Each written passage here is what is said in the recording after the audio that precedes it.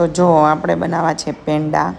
તો માવો લઈ આવી હતી. તો માવાને પહેલાં છે ને થોડુંક ઘી નાખીને આપણે શેકી લઈ. ચાસણીવાળા પેંડા મને નથી આવડતા. ચાસણી લેવામાં બહુ તકલીફ પડે, મને જોવામાં બહુ તકલીફ પડે. એટલે આપણે ડાયરેક્ટ બનાવી છીએ. એટલે ઘી નાખીને માવો શેકી લીધો.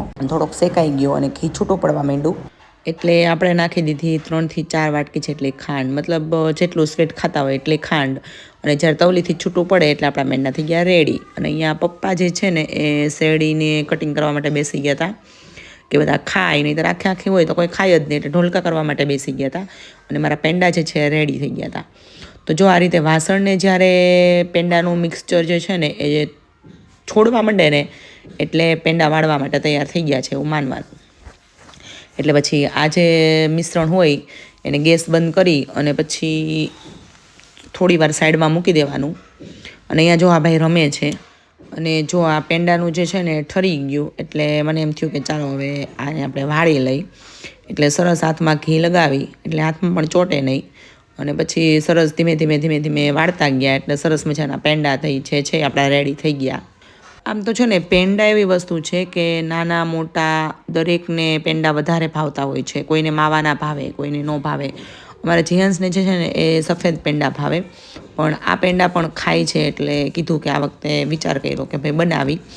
અને પેંડા જે છે ને એમાં તૈયાર પેંડા જે લઈએ ને એમાં ગળપણનું વધારે હોય, કારણ કે લોકો વજન પૂરવા માટે ખાંડ વધારે નાખતા હોય છે. અને આપણે જે છે ને આપણા ટેસ્ટ પ્રમાણે નાખતા હોઈએ છીએ, એટલે ઘરના પેંડા વધુ સારા. હાલે પેંડી અહીંયા આવા જ ઊભો રહે.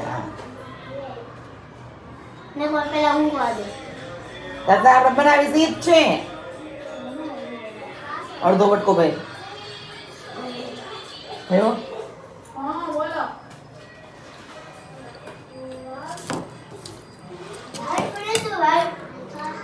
લાઈટ નો બને આમાંથી.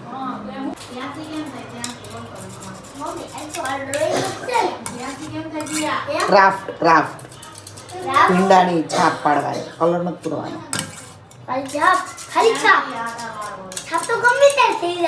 હા તે આપણે નથી પાડવી અહીંયા.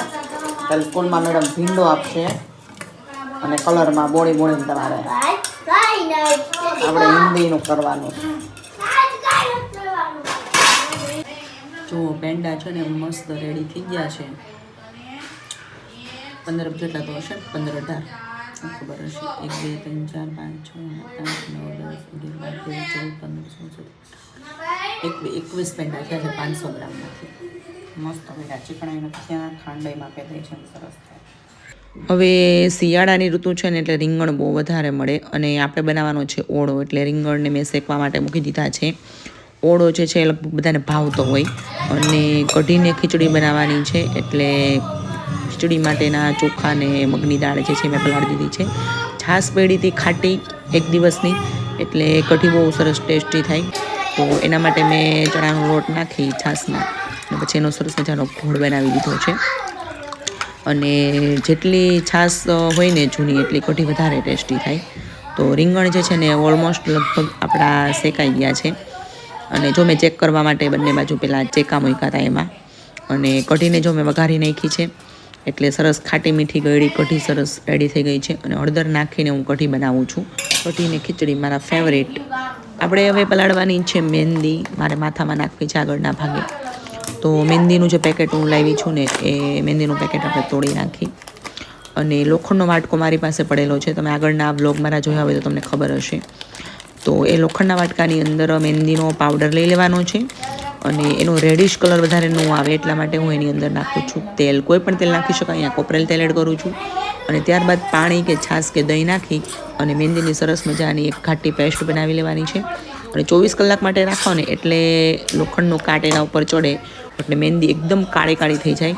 અને પછી આ મહેંદી આપણે માથાની અંદર નાખવાની છે. તો જો સરસ મજાની પેસ્ટ રેડી થઈ ગઈ છે અને આપણે સાઈડમાં મૂકી દઈ. અને કઢી પણ લગભગ આપણી રેડી થઈ જવા આવી છે. તો આપણું જમવાનું છે આજે કઢી ખીચડી ઓળો અને રોટલા. અને જો અહીંયા જીયાન્સ છે ને મને યોગા કરીને બતાવતો હતો. તમને મારા આવા જ વ્લોગ જો ગમતા હોય તો લાઇક કરો, શેર કરો અને ચેનલને સબસ્ક્રાઈબ જરૂરથી કરો. Thank you.